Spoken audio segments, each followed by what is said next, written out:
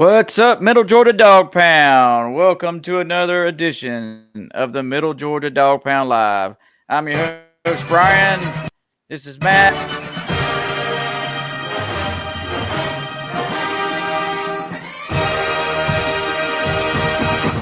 And take two. Welcome to the Middle Georgia Dog Pound. I'm your host, Brian. It's Matt. Kevin, what's up, fellas? What's up, buddy? It's good to be back. How we doing, Yeah. man? Doing good, doing good. Just breaking off the rust here, trying to get back into the groove of things.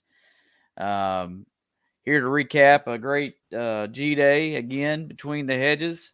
Glad you guys are able to make it, and I'm looking forward to hearing all of the little tidbits of information that us lay folk that were at home having to watch it on TV missed, and I'm hoping you can fill us in with all the good details.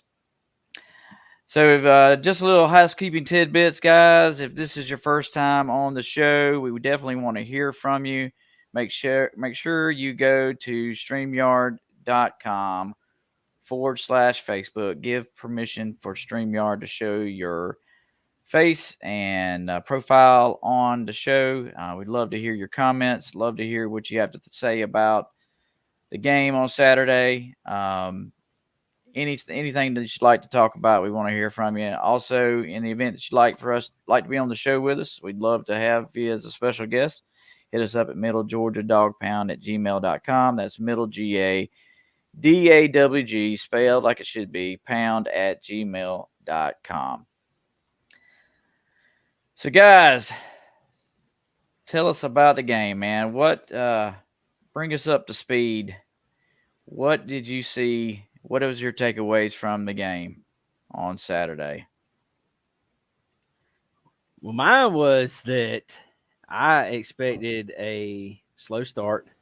Let me back up. Because they did something really cool before the game started. The very first play they did a delay of game to remember the two that died. Devin Willick and Chandler LaCroix. Yes, they did a delay of game. That was the first play, and everybody it was a standing ovation. It's pretty cool that they recognize those two, the member of the team and a member of the crew. You know that they took a moment to recognize those two. But they started out really, really crisp. And, of course, Beck started out the game. He looks like he has been starting for, a year or two. He looked fresh. He looked like he was spot on with his throws. He didn't miss. I think it was later on, late into the first quarter, before he missed his first pass. If I'm right, Matt, is that correct? And I'm remembering that correct? Yeah, and I think it was where the Delp had the sun in his eyes and he couldn't see, Right. supposedly. So, one of the it was into the first drive, and it was Beck to Bowers. Man, he hit Bowers on just this crossing route over, to the sideline, and he just dropped it in like a dime, like he had been starting for a couple of years, and it was a beautiful pass, and it should have been a touchdown if it weren't for our jam up safety. But yeah, so they drove down the very first drive and scored. I I have to say, Beck is our obvious starter without question. This kid looks like he had been starting for 2 years, like I said. Matt, what was your take on that first drive?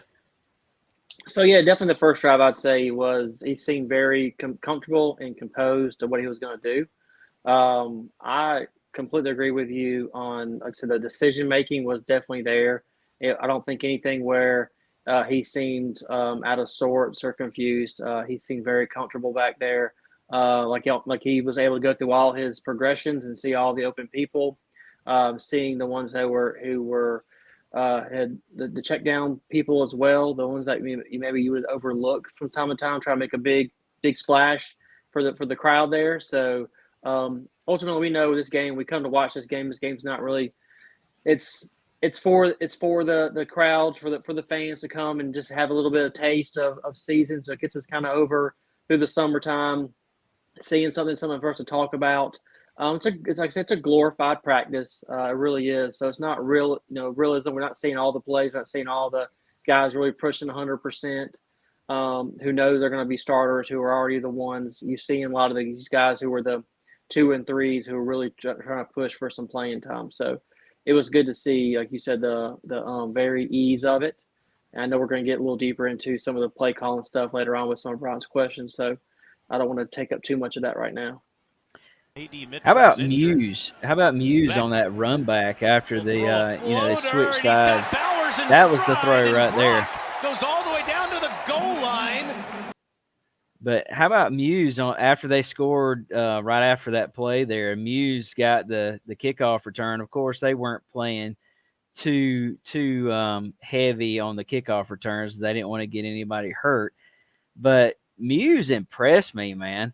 With his drive, his want to, man. I mean, look, watch this kid run the ball down the field.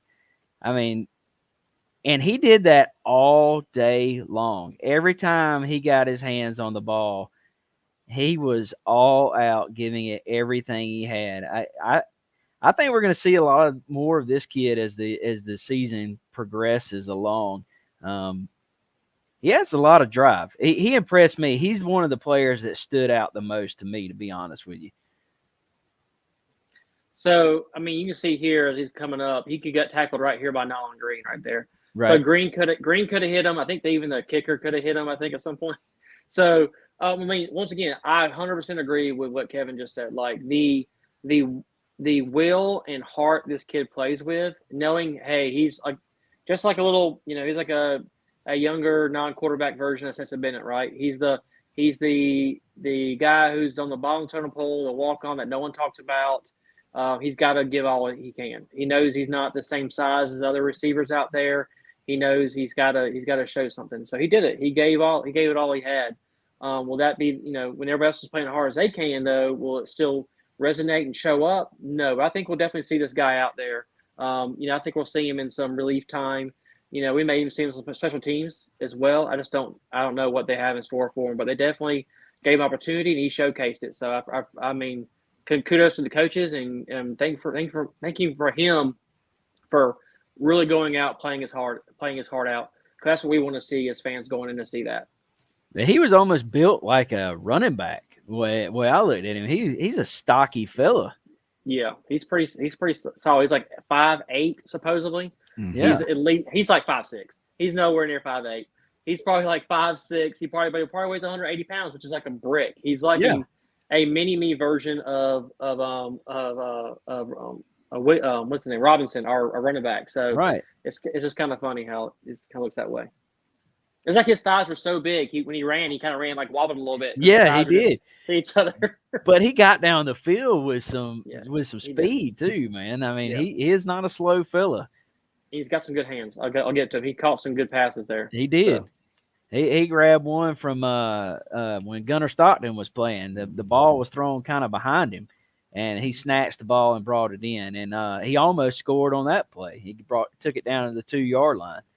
Yeah. So that to be honest, that kid right there impressed me, along with the new kicker Zirkle. That joker kicked a 52-yard field goal. I know it's just scrimmage game.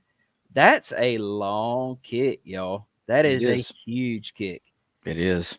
It is. Zirkle's been there for a couple of years, so I think he's been biding his time, trying to build out that leg speed, that leg up. So they also have that transfer coming on from Kennesaw State as well. So I think he hit like a 51-yarder, but it barely made it over. It barely made it over that crossbar. But it got over though.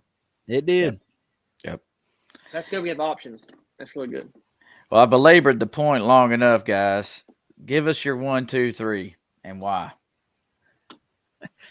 Me and Matt do not agree on this. So That's I'm okay. gonna let Matt take the first round here. All right. So I would say definitely Carson Beck is number one. I say Vandergriff is number two, and Stockton is number three. And this is kind of why I say this. And we talking with Brian about this a little bit earlier before the show. Is that this spring game is not built for Vandergriff's game plan. So even look over the years, we've had our best quarterback in Georgia history, which is Stetson Bennett. All his spring games have been terrible. He's thrown a lot of interceptions. He's thrown balls that are poor thrown balls, deep balls, and stuff because that's not really his mindset. He's not laid back, waiting just the guys to get open. He makes plays. He gets in the pocket. He moves around. He's shifty, and he has that kind of mindset. Carson Beck now is sitting back in this pocket, knowing he's not going to get his head rocked. He's not going to get hit. That's a very easy feeling sitting back in a play, knowing that you're going to be able to throw a ball and you're not going to get hit. Or if you can't find someone open, they're not going to hit you. You'll just take a sack with a one-hand touch kind of thing. So there's something about, going back to my point earlier, is that he felt very comfortable and everything was easy because he knows he's not going to get hit. I think some of that rattles a little bit with Vandergriff and with Stockton a little bit, that they are used to creating space with their legs a little bit, being able to get up in the pocket and make better decisions and actually move defenses with their legs. That's what you saw with Stetson Bennett. He was able to get guys open downfield or get these passes because he was able to make plays with his leg, with his legs ultimately. So I still think if you go back and watch that last drive with Vandergriff, you kind of saw a bit more of what he can do. He was able to put the ball in the money. He was able to make a fourth down play. It was a 4th and 12 to keep it going. He was able to hit that guy, hit that tight end, lucky on right in his chest. He made a really good out pass to what do you say his name was? Mute. I can't say his name. Sorry. Muse. Thank you. Muse. What's the good Muse? To score. Exactly. So I think his skill set does not display well in this game. I don't think this game will display it. I think if he had a legit game to go play, like one of our first 4 games we had, we would see more of his skill set that he has. Do I still think Carson Beck's the better quarterback? Absolutely.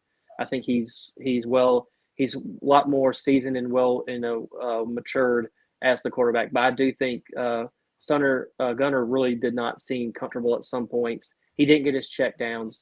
His drop back wasn't great, and some of that wasn't his fault. A lot of the time he had the third string offense line in front of it, and they were getting blown up. Like, it wasn't even his fault. He was dropping back, and 2 seconds later, he was getting people in his face. So not all on him. But I know I rambled on there for a while, but that's my reasons why I set up that way. I don't think it's a fair comparison in this game itself, but those are why I put those 2 down the way I did. I got you. Kevin, what you think, buddy? Well, obviously, Beck is my number one, without question.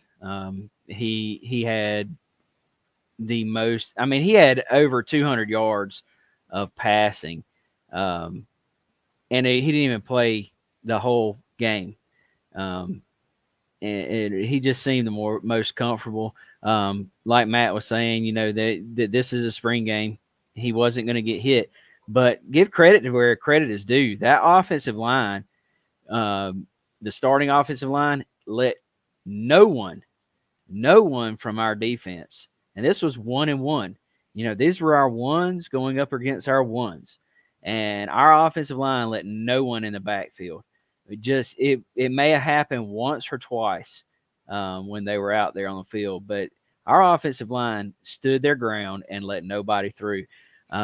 So, yeah, Beck is clearly our starting quarterback. I still got it a dead heat between Gunner and Vandergriff. I really do. Vandergriff, he showed flashes at times of what he could do. He's got great legs, great speed, and he'll roll out. And honestly, I think if they weren't playing two-hand touch with the quarterbacks, there's times that he would have got hammered. And there's times that he would have took the ball and ran it, for 30 or 40 yards himself. But Gunner seemed to find his mark quicker. If y'all remember, I'm sure that me and Brian and Matt, the younger guys, won't remember. Oh, I'm having a brain fart. Aaron Murray, No, before him, Matt. plays for the Rams. Matthew Stafford. How Matthew Mhm. Stafford, just when he started, how everything came out of his hand with it just came out 1,000 miles an hour. It didn't matter whether you were way down the field or 10 feet in front of the quarterback. It came out at 1,000 miles an hour. That's what Vandergrift reminded me of. He just would sling the ball with reckless abandon. And that's something that he needs to reel in. That's why I got Gunner Stockton a little bit ahead of him, because Gunner did a better job of having a little bit better touch on the ball, where when they were down the field, he could put some zing on it. But when they were doing crossing route right in front of him, yeah, a lot of his throws were behind the receiver, but he threw it where they could, once they put their hands on it, that they could grab the ball and bring it in. Whereas Vandergrift, up until the fourth quarter, didn't do that. Now, Vandergrift started, like Matt said, I'll give Vandergrift credit. He drove down that fourth quarter, that last drive, and put an amazing drive. It seemed like those jitters were gone. It was like a practice to him, and he put together a jam up drive. But to me, Gunner overall, considering what he had to work with, I would still put him as the number 2 as of right now.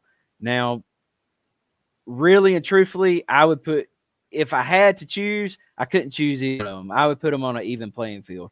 Just they're the number 2s. They got to work that out, and somebody's going to have to make a decision that knows a lot more about football than I do. And that's what Kirby gets paid to do. But Beck is clearly our number 1. Yeah, I totally agree. The thing about Beck that I noticed in this game, and like I said, I didn't get to watch a whole lot of it, but the one thing I did notice is that you mentioned Vandergrift throwing the ball really hard with a lot of zip on every single play. Well, that was Beck 2 years ago, guys. Mm-hmm. Look at how the ball came out of his hand during this game. He put a touch on it when he needed to put a touch on it. When he needed to put a heater on it, he put the heat on it. So he's learning, and so are these guys that are behind him. So my point of all of that is to say, let's not make this a moratorium on who is going to be the next quarterback after Beck. Because I think if we'd have sat here 3 years ago, we would never thought that Stetson Bennett would have led us to 2 national championships, right? No. So these guys are developing, and I see flashes in all 3 of them. Just remember that when you're looking and evaluating these guys, that 3 years ago there was never a thought, never ever a thought that Stetson Bennett would have led us to 2 national championships. I definitely have no complaints about our quarterback room. That's for sure. Nope. After watching the Florida spring game, they got a dumpster fire of quarterback room. And if you just hold your breath just a little bit, you're fixing to get another 5-star that's gonna commit in the next few days. There's rumors out there that he and Matthew Stafford have made a commitment video that's going to drop in the next few days, and it's going to blow your mind. Dylan Raiola. Wow. Ooh. Does that mean we lose the other quarterback, or we take 2 quarterbacks? We take 2. Wow. We take 2 this round. That means somebody's leaving. Probably. And from what I read, not to cut you off. What I read though was Vandergrift did have a report after the thing, and they asked him about how he felt in the future stuff, and he said that he is praying and it is day to day. So I feel like if he doesn't get like the solid number 2 spot, that he's going to transfer out. Yeah, I agree. Emilio says, Beck's your starter barring an injury of any sort. Wish we had a better escapability when the pocket collapses, though. It's a toss-up between the other 2, I'd say. And then Hunter Ivy says, just based on the spring game, Beck won Vandergrift 2A and Stockton 2B. Beck is the clear starter as of now. Yeah, I totally agree with all of that. Totally agree with all of that. Two players. Go ahead, Kevin. I was gonna say, if you remember, Beck has the ability to scramble. He just his tendency is to stay in the pocket. Mm-hmm. He can move. can He's got legs. scramble. If Yeah, you he's got remember, legs. he had a couple of plays where he scrambled outside the pocket and picked up first downs. So yeah, he can run. He can run. Two players that you're glad you got to see in person. Matt? So mine are a little different. Of course, they're going to be freshmen, right? Because that's we care about the new guys coming in. But mine's based off of just because their size and stature. I was really curious to see how big, the running back would be, the Robertson, the second, and Tyler Williams were going to be the wide receiver. And those guys, I mean, they were big. They looked really. I mean, so Tyler looked like a 80 Mitchell with some meat on him. Didn't have that same hands, but same kind of frame. And then the running back Robinson, he was just a large guy. I mean, he almost, besides only being 6'1", his size really reminds me of Todd Gurley.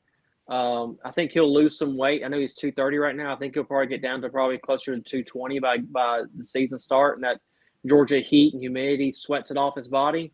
But I mean, those are the two guys I wanted to see in person, how they really looked stacked up against these grown men versus high schoolers, and they still measured up to me. They look large. I'm not sure how good they looked on TV, but they looked large and on the field.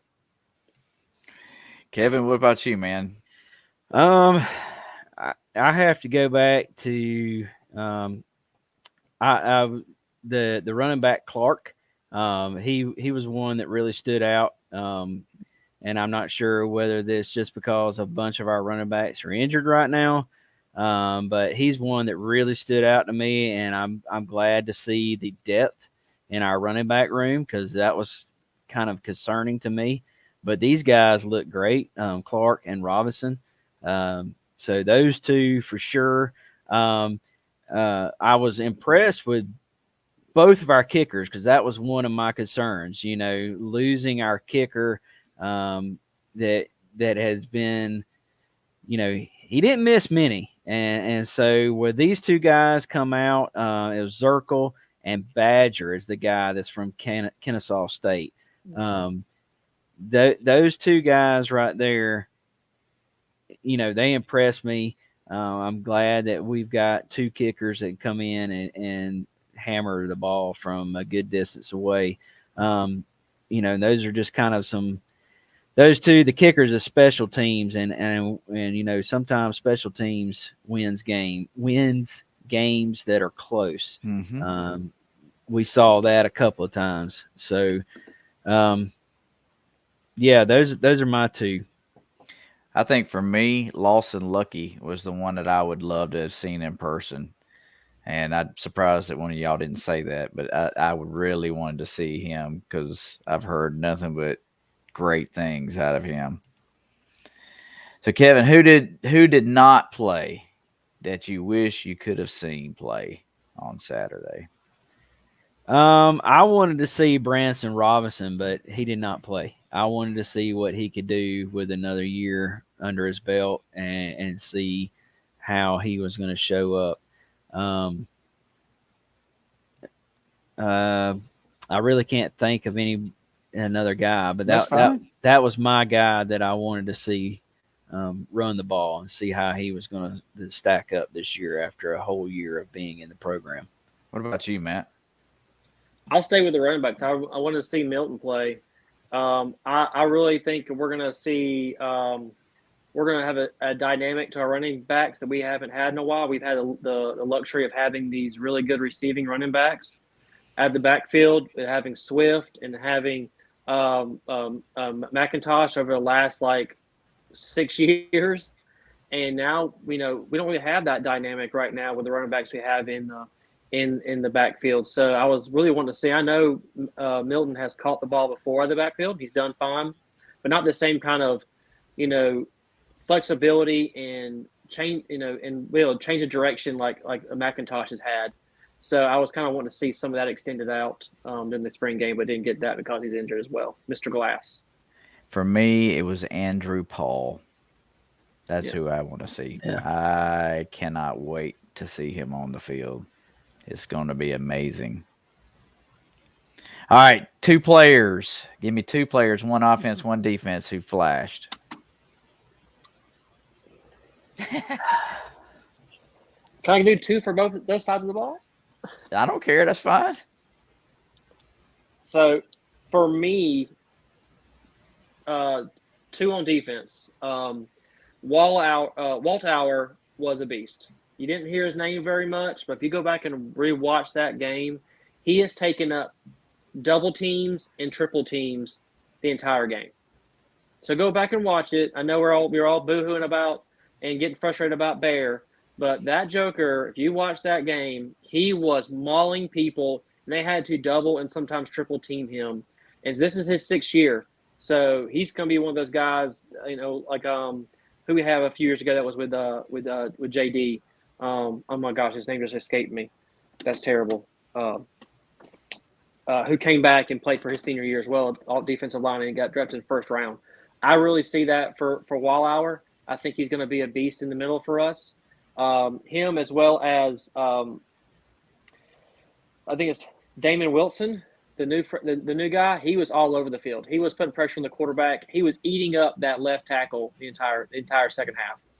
Whoever is on the left side tackle, I think it was like a Lindbergh or whatever. He was tearing that kid up, and so he was really impressed. He was the 2 guys that gave me flashes as well. I think his name was Damon Wilson. And then Cash Jones, I'm gonna give it to the guy, man.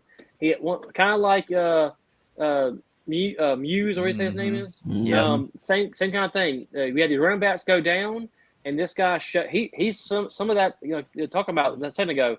He showed he can catch the ball, make moves out the backfield. He can also run the ball. Is he super big? No, but that guy plays with his heart, and he plays tough. And he may be one of those guys that we end up losing the transfer portal because now people see him on tape and may take him. You just never know. Not because he doesn't love Georgia, it's because he's going to get a chance somewhere else to play. So that could be something we got to look out for. It's same thing like I think what Kevin was saying with Clark. With that backfield being the way it is, stacked upon running backs, we could lose those 2 guys to the transfer portal because of just lack of space, and they're ready to play, I think. Yep, totally agree. Kevin, what you think, bud? Well, I got kind of like Matt. There's a couple of players. Javon Bullard, man, that kid is going to be our number 1 safety. He made so many saves that should have scored. That should have been touchdowns. One of them was with Brock Bowers. That first play, he come over there and nailed Brock Bowers and put him out of bounds. And then Pops, JDJ. That kid, he closed up the hole on that drive. And I can't remember. I think it was Robinson was coming through the middle, and he just come down on him and closed that hole. It was a monstrous hole, and he filled it like a lightning bolt and stopped that drive for touchdown. Of course, they ultimately scored in the end, but I mean, those were the 2 defensive flashes. On the offensive side, I think is Beck. He surprised me. He really did. He looked so crisp with everything he did. It looked, like I said before, it looked like he had been starting for 2 years, and it looked like he had that experience under his belt. Of course, this is still a spring game, and it's not a actual game, so that's yet to be seen. But as we saw in the national championship game, he got to play, and he drove down, and they scored 2 touchdowns with him in the game. The best thing that Kirby Smart ever has done was putting him into that game. Yeah, you could not put a guy in a bigger position than it put him in the national championship game. Go ahead and knock off any sort of nervous butterflies that you may have ever had. That he goes out there, scores 2-3 touchdowns in that game. So I mean, You couldn't have asked for anything better. You were talking about Bullard, and they asked Kirby Smart in the press conference about Bullard, and I pulled down a little snip from the press conference I wanted everybody to listen to. Devon Bullard starts at safety today. Tyke Smith moves into that spot, and both seem to make a couple of plays. What's your confidence level in the two of them in that secondary going forward? Yeah, well, we've got a three-way deal going at safety with David Daniel, Malachi, and Devon, and those guys rotate and play there. Hope we get Dan Jackson back there, who's played and started there at that position, and Tyke's worked there as well. Tyke and Bullard can both play star. We felt like we needed to invest reps in Bullard to create some safety depth where we're short. And every rep that Bullard wasn't taking star, that was allowing him to develop as a safety. And we need more stars. And plus, we wanted to get Jonell as much nickel star work and Marcus as much nickel star work. And if we left Bullard there, it would have eaten up some of those reps. So you're just trying to develop depth on your roster, and that's really what we're doing with those guys to try to create some safeties that can play for us. So I did see Dan Jackson dress out. He didn't play, but I did see him dress out. But it's obvious by that comment that they are expecting him to be back. But Kirby's definitely right. We gotta get some more guys ready to go, because you can't just depend on having two safeties all year, because the hits those kids take on a week-to-week basis in the SEC, you're going to lose one before it's over with. Yeah. Hunter Ivy says, offense has to be Muse and Cash. Definitely. Defensively, I have to go with Mondon or Bullard. I like those. Yep. All right. So, did you guys feel like that we have some defense issues in the game, or did you just feel like the offense outplayed the defense in this game? I think we got, just some young safeties. I think that was probably on our defense side that we may have an issue with, but I think that's going to come with experience, and I'm not too concerned about it. I think that they're going to get developed. We got two, pretty much gravy games to start us off with the season, and that they'll get their experience in quick. And I think then don't we? The third game is South Carolina, right? Am I remembering that correct? I think they're game 5. I think the first 4 games are all Cake games. I think South Carolina's number 3. So I think after the first 2 games, they'll get some game time experience under their belt, and there'll be a lot of film that they'll get to go back and watch to develop their gameplay, to get coaching. Get coached up on things they did well and things they didn't do well. But I think overall, I think our defense played well, because in the second half, Kirby was talking about that when he went to halftime about defense not getting any stops. Well, they obviously went in, made some adjustments, did some checks, and when they came back out, they got quite a few stops. They didn't just drive down the field. The offense didn't just drive down the field on the defense after halftime. So there is that they know what they're doing wrong, and they can go in and make adjustments and get it corrected. So really no big concerns there. Gotcha. Matt, what you think? I mean, I don't really have any concerns with that defense, because the majority of them are coming back from last year. So I would say there are some things that are not of character of the defense that we saw, like some missed tackles that we usually don't see. And so when we get to the question of people who you're disappointed in, my 2 will be on the defensive side. But I think we saw also a lot of redshirt freshmen play.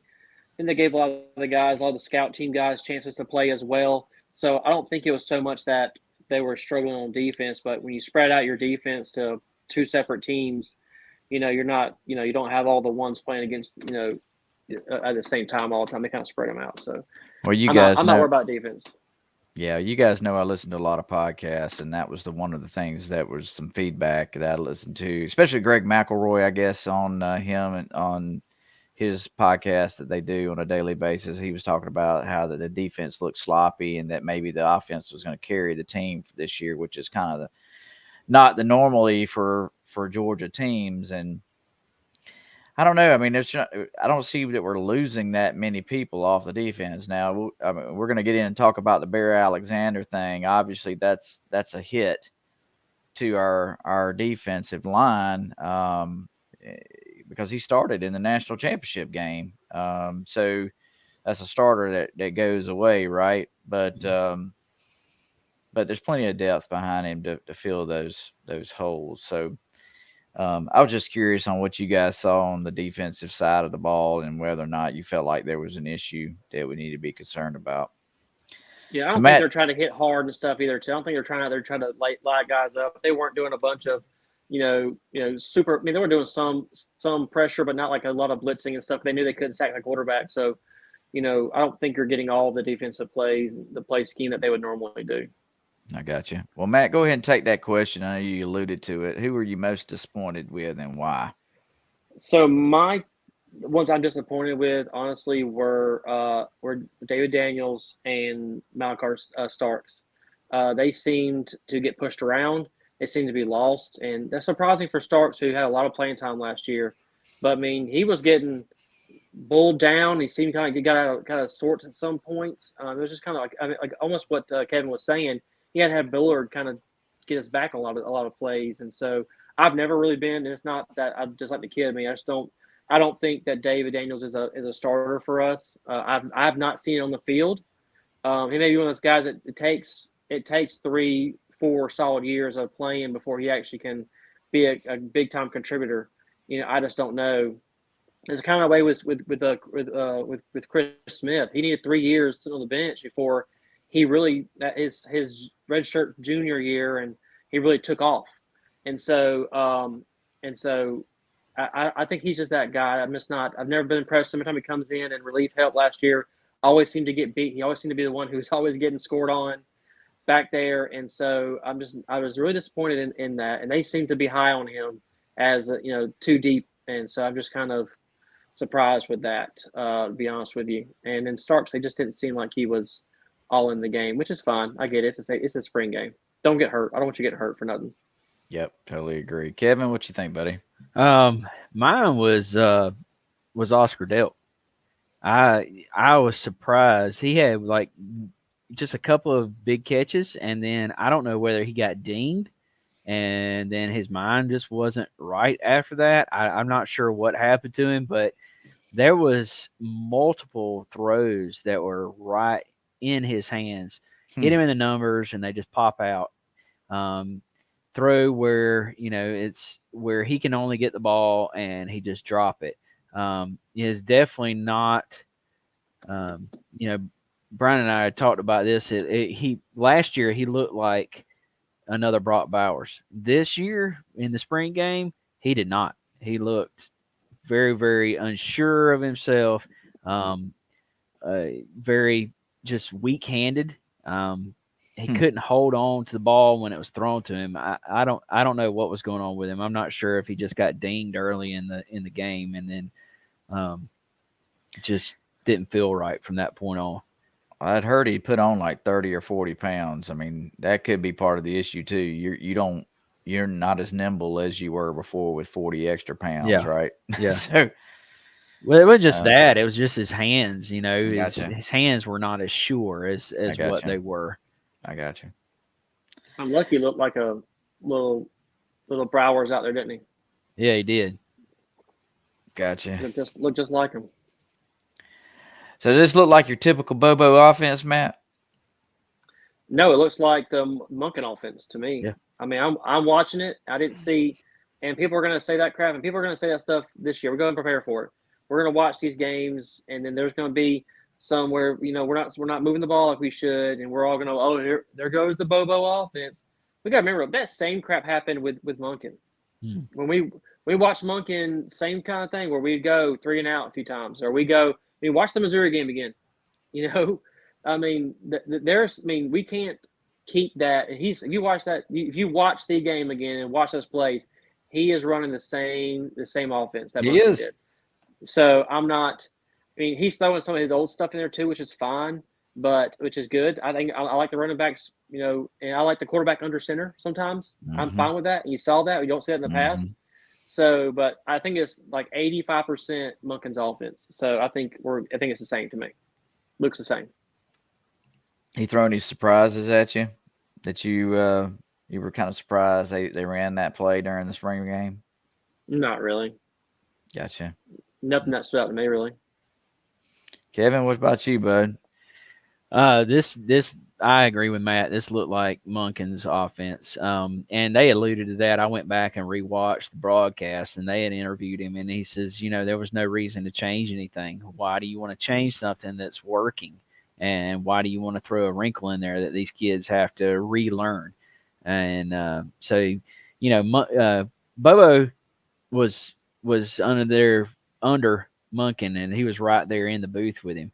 So, and he had all his playbooks and everything. So, Bobo is a great offensive coordinator, and he's not a dumb guy, and he's got a lot of years more experience than what he had when he was at UGA to begin with. So, But before he left, he was UGA was the number one offense in the SEC, and I close to being like top. I think they were top 5, maybe even top 3 in the nation when he left. We just didn't have any defense, so I'm not concerned with having Bobo behind the helm. That's for sure. That is for sure. Well, did he throw any surprises at you with the play calls? None that I can recall. None that just stood out to me. It was more of, he played it basically the same way we've been accustomed to see Monken play it for the past several years. So I think the one play that kind of shocked me was the flea flicker. They had somebody, jetting down the sideline. Of course, he just threw the underneath throw, but that was kind of a surprise. You don't see a flea flicker usually in a spring game. But that goes back to Carson Beck's decision making, right? Like it's for the crowd. Let's throw a deep ball, right? I'll show off my arm. No, he's there to show he can see the check down for 9 yards. Right. Yep. That's the thing that I enjoyed more. I know it's not what everybody wanted to see. They want to see a big deep pass to whoever it may be. Aaron Smith around the side, but that's what moved the sticks was that little 9-yard dump off pass. Yep, totally agree. Well, I know you guys, you probably don't remember this, but 3 years ago, before the 2021 season, I told you guys that I'd never seen Kirby as relaxed as I saw him during the media days over in Hoover, Alabama. Well, I think that we topped it with the press conference this time, and I just wanted you guys to be able to see that. With that, I'll open it up. Coach, spring practice is a lot about evaluating and finding out about your team. Over the last 15 practices today, what did you learn about your football team this year? I'm excited.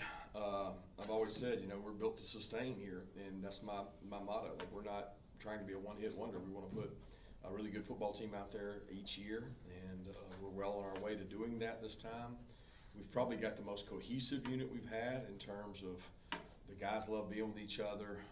They like practicing hard. We had 14 of the 15 days. I really thought we had good practices, and that includes today. And I was really pleased with their work ethic. So, they like practicing, they like football. When people come to your practice and they've been to 7 other schools and they say, man, y'all get after it. Man, your guys practice hard. Man, your guys buy in and have fun. It makes me feel better that our kids enjoy it.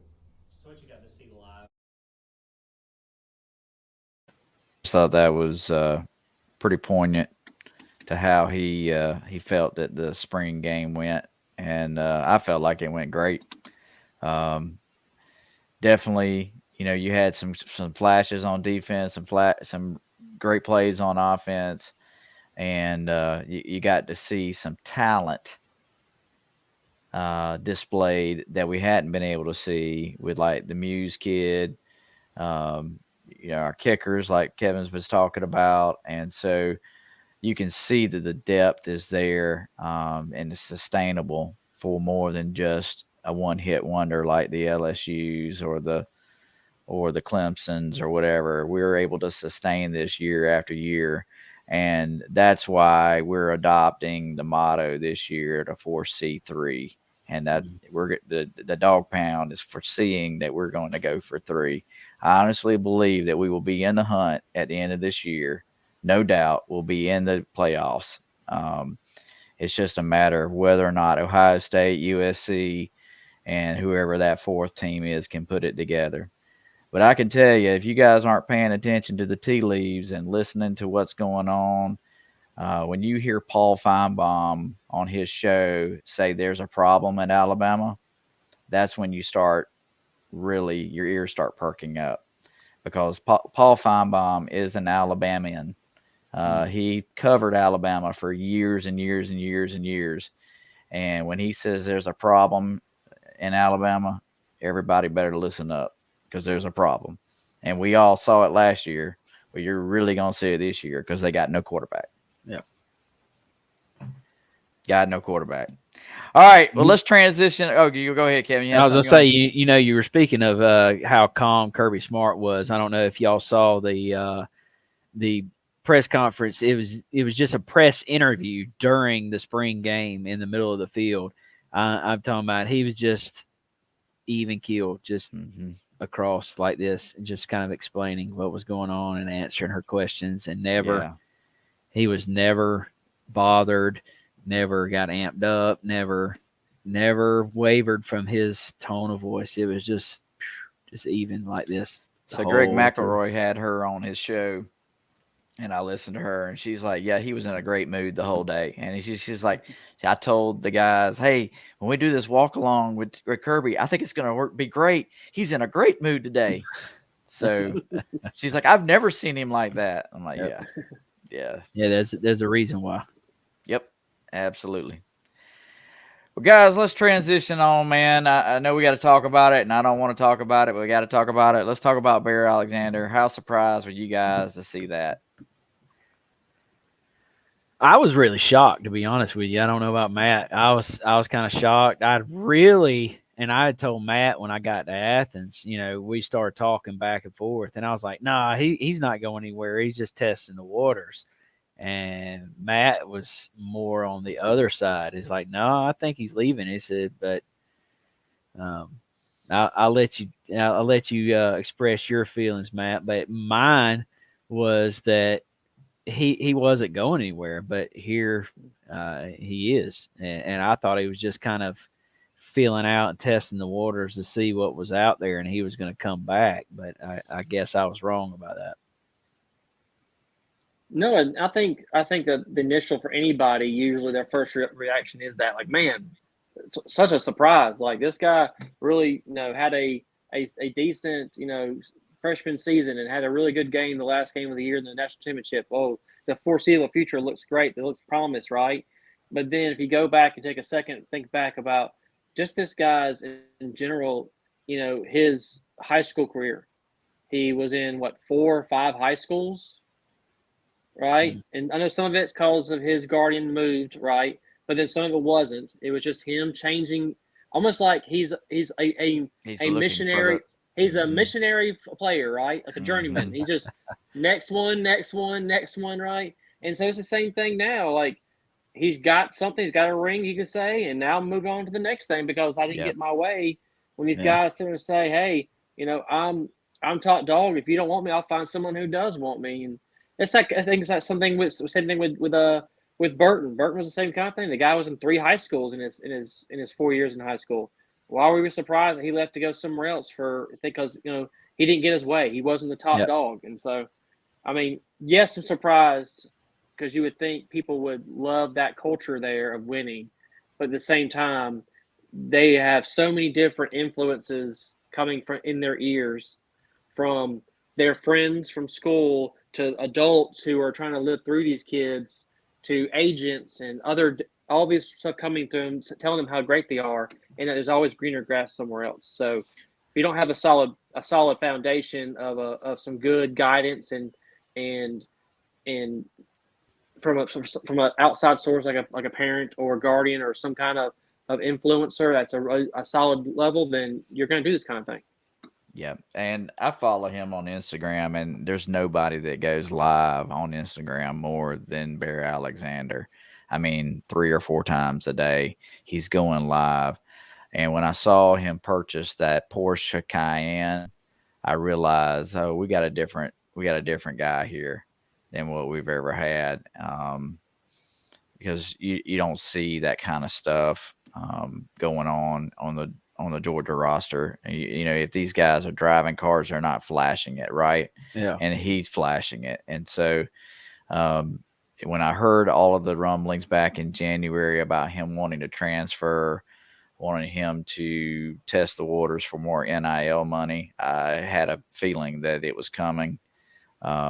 And it all came to fruition and when the portal opened on Saturday. So I know we've had a couple more guys that's entered with Ryan Davis, and who was the other person? Which Ryan Davis didn't surprise me. I mean, he's been there 5-6 years and suffered a lot of injuries, so that really didn't surprise me that much. But there's one other guy that entered, and his name's not ringing a bell to me right now. But did we see anybody else jump in the portal, you think? Do we see some? Yeah, I think we see about 3. I thought we see at least 4 more. And I think I said some of my thing is I don't think it's because of their. I just think like guys like Cash Jones maybe one of those guys who does it. Not because I don't think he loves Georgia. I just think it's because he thinks he can compete and he wants to compete and he sees the depth there at running back and it's just gonna be hard for him to get on the field. You know, can he be like what was that guy that was a Prowler or something? We had a little running back as well, the same kind of thing. He went off to I think it was Illinois and played. So I mean, I don't have I mean, you come as a walk on, you're trying to live your dream, and sometimes it doesn't work out, so you got to go somewhere else. I get it, but I do see some of these some quarterbacks taking leave, and I think you'll see like maybe Clark. I don't think he's a scholarship guy, but I think you'll see guys like that who taken the good showing and gonna go take it somewhere else. I think you'll see a couple cornerbacks as well leave. Maybe one more offensive lineman who's not going to get their playing time. I think 4 more will be gone by the end of June. Thanks, Hunter. I knew it was somebody I remembered. Sean Washington, yeah, is the other one that jumped in the portal. Yep. Yeah. And I just thought of that. C.J. Smith was the other one I was disappointed with. That was a player I was disappointed. He didn't catch a ball, I don't think. And he's Arian Smith fast, guys. Yeah. And he didn't catch a single ball. They were drop balls. Like drop crazy. Balls all over the place. I mean, even Aaron Smith dropped one. I mean, Vandegrift threw one right into his stomach on a screen pass. Like it was a great pass, right in his hands, and he just drops it. We all thought he caught it until he saw the ball flying into out of bounds. Gotcha. I mean, there were drop balls everywhere, and like I said, he's one that I just was not impressed with. Like I said, dropping balls, just not. I mean, even Tyler Williams, once again, he's a freshman though, but dropping balls that hitting you right in the numbers. Just yeah, I mean, I know this guy's a freshman, so I didn't pick him as my disappointment, but he's gonna be a really good player. His name is AJ Harris. He played safety and cornerback. That joker was getting balls thrown his way the entire game, and he didn't look great the entire game, but he actually is going to be a good athlete. I think he's going to be really good for us. He just didn't have a great game against everybody. I think he's getting picked on a little bit being a freshman, but yeah, I think one of those guys, like he'll stick around, but some of those guys who will be 3-year guys are going to jump in ship, I think. Well, I wanted to let you hear what Kirby had to say about the portal, and he's not worried at all. Kirby, we probably won't get a chance to talk to you again anytime soon. Can you kind of give us your thoughts on how the portal windows are working out? I guess today there was some news about Bear leaving. Did you anticipate that, and where are you guys at scholarship-wise? Yeah, that's the way of the world. It's who handles it and manages it best, and it's basically the new climate we're in. So the window will open up. All across the country there'll be guys going in and looking for greener pastures, and that's ultimately the climate that we have created. And it's more power to them. We've got a lot of guys who've benefited from the portal, and I hope we benefit from the portal. We had a couple guys out there today that came by way of the portal that made some really good plays. So it's the climate that we're in, and we'll do the best we can to capitalize on it. But I'm very pleased with what we've got on our team and our roster, and it's not a way that we're going to build a team by any means. Saw a smile. So that last little tidbit there, we're not going to build a team out of the portal. Who's that a jab at? Alabama and USC. I was thinking that too, and maybe even Ole Miss. Yeah, I was about to say Ole Miss. That sounds like Ole Miss right there. Well, Ole Miss has done it. I mean, Ole Miss is the one who really Done it started for a this whole long time. thing. Yep. For 10 years. They're the ones who really made it. Yep. I mean, they go and get everybody right. So, yeah.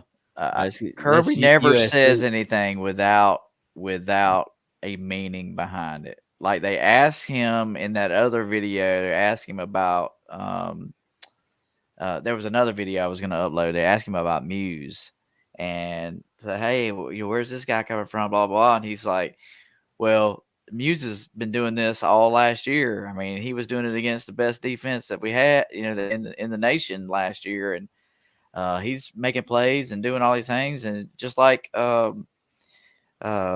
what's the guy that came in and filled in for AD Mitchell, he immediately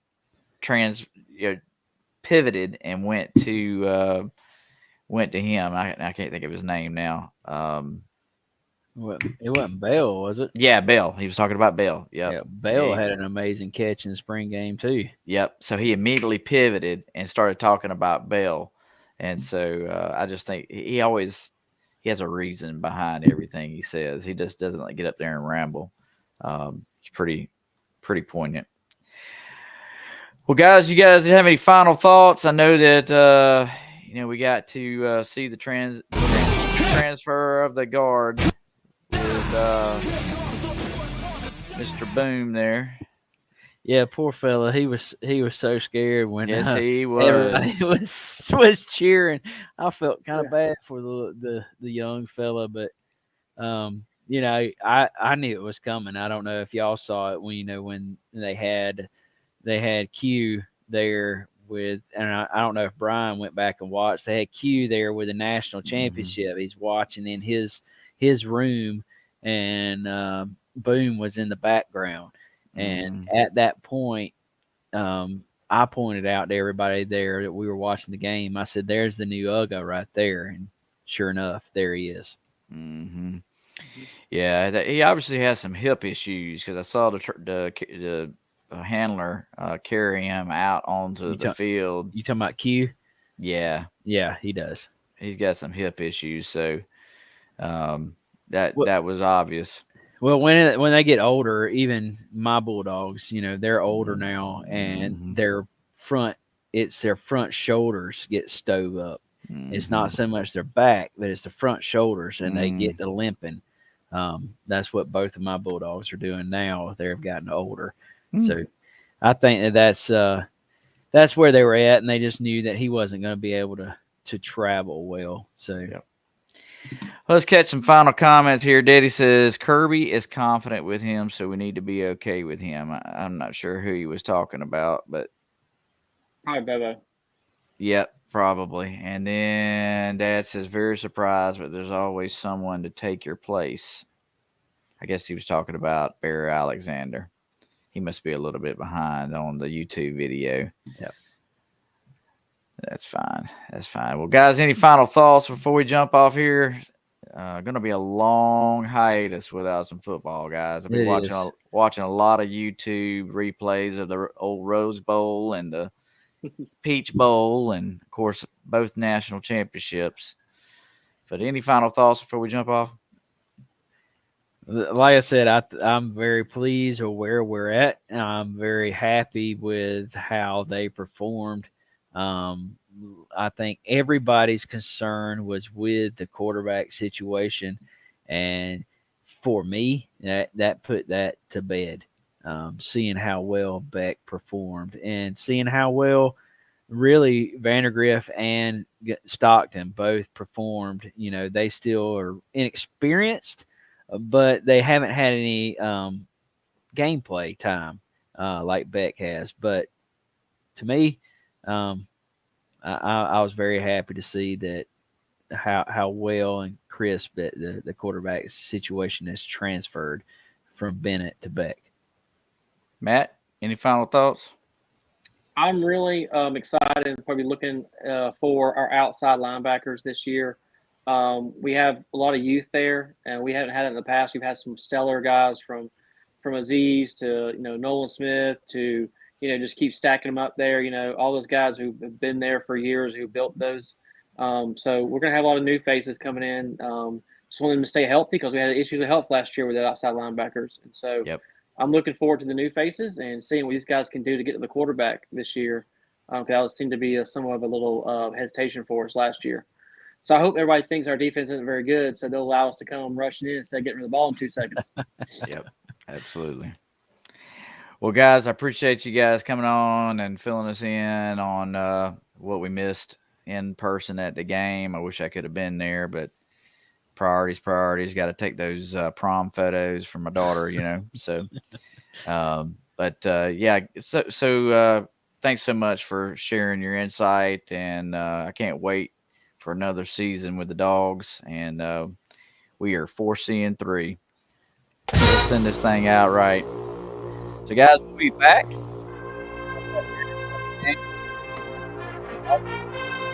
Look forward to seeing all of y'all, hearing from all of y'all. We'll try to keep you updated on what's going on the Middle Georgia Dog Pound Facebook page.